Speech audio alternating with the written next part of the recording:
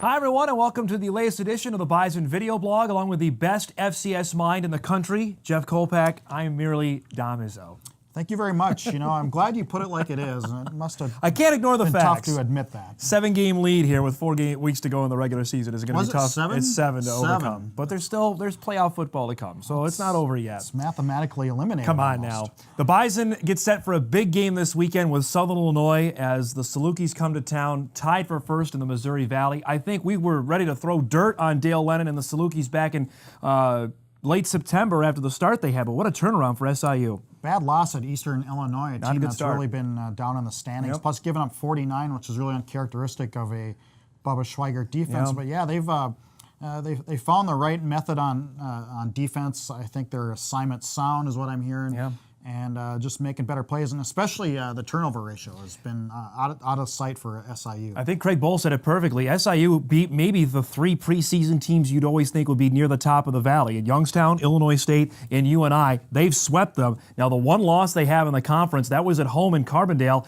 to Indiana State, who took it to them, and obviously we know what the Sycamores are made of. Obviously, the bread and butter of the Salukis is the 3-4 defense, something that we hammered on last season where the Bison barely scraped by in a 9-3 win. What is it about this scheme that really gives NDSU fits? Nothing's really changed since the days of the Bison-Sioux games. Can we still say you can Sioux? say that in the reference to the old times. It was a historical reference. But it's a defense based on angles and pursuit angles and being aggressive, and you'll see a lot of stunting to the quarterback. How do you beat it? Maybe you do a flea flicker like you did last year. It worked well last year. You got to throw the ball. You got to hit the slots. You got to hit the openings. And you got to be a high-efficient offense in that regard. That game last year in Carbondale was one of the, we thought that was the clunker game of 2011. NDSU didn't have a first down until 4 minutes to go in the third quarter, and yet they pulled out a win. And that maybe set the tone for how the rest of the season went, that this team was going to find ways to win games that in the past they had lost. You know, you talk about NDSU's supposed inability to attack the 3-4. Well, they scored 35 points in 08, 14 in 09.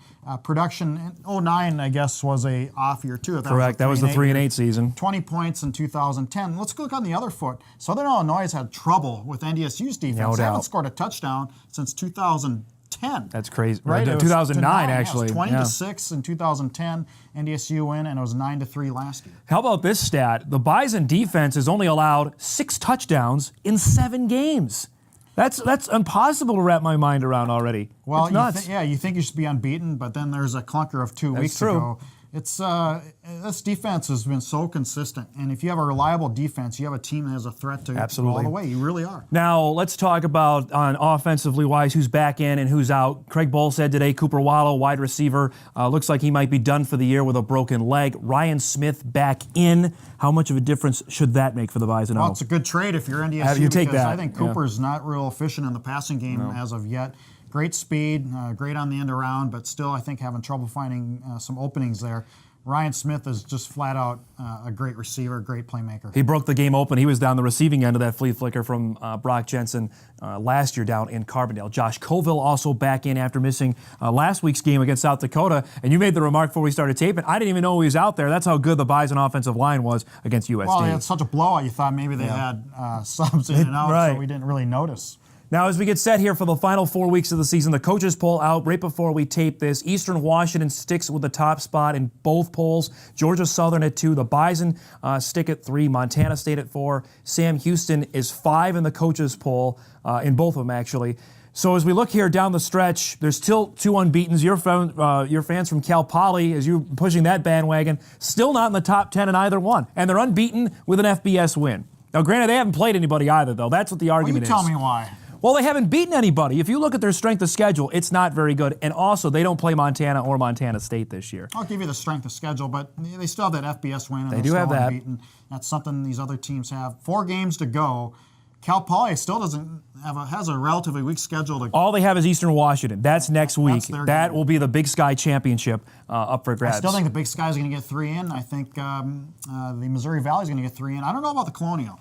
Well, they've got 6 teams in the coaches poll, so somebody's got to knock somebody out there, right? They knocked a lot of heads here in the last Correct. 4 weeks. Old Dominion plays Delaware this week, which is maybe Old Dominion, though, is not eligible for the conference title. Well, that hurt them. And that's a good point. I'm not sure. That might be an elimination game there. The Fighting Blue Hens already have 2 losses, a third, and that might mean the end of them as we come down the stretch. Games in the Valley this week that we'll keep an eye on. Obviously, Indiana State hosts USD. We don't know week to week what we expect out of this conference, but we expect the Sycamores to win.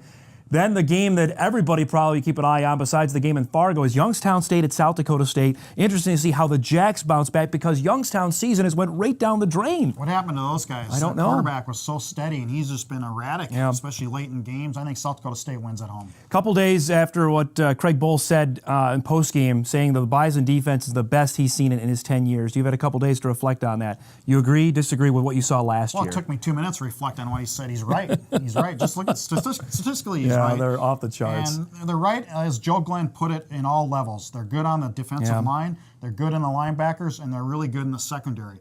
And you combine all 3 of those levels when you're really good. That's just a tough nut to crack. Now, the Bison went into beast mode, to quote E's point last week. How do they follow this up? Because now in the last couple weeks at home, the last 2 years they have dropped a home game. How do you think they respond coming in with a game that they know is big? And you asked Craig Bohl this, that knowing that SIU is in first and the Bison are not. Well, let me ask you this. Is NDSU a better road team or home team?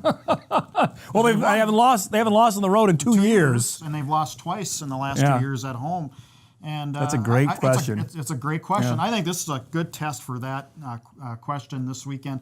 SIU will bring a lot at them. They're hot. No doubt. They're playing well. They're playing confident. And, NDSU will need their home field advantage. The stretch run gets even more fun as we get down the stretch here with 3 games to go after this week and still nothing to be decided in the Missouri Valley Conference race. It's a 2:30 kickoff. Of course, we'll be there in the pregame show. What will we have in store this week? I have no idea. You guys continue to amaze me each and every week. Everyone, that's the latest edition of the Bison Video Blog.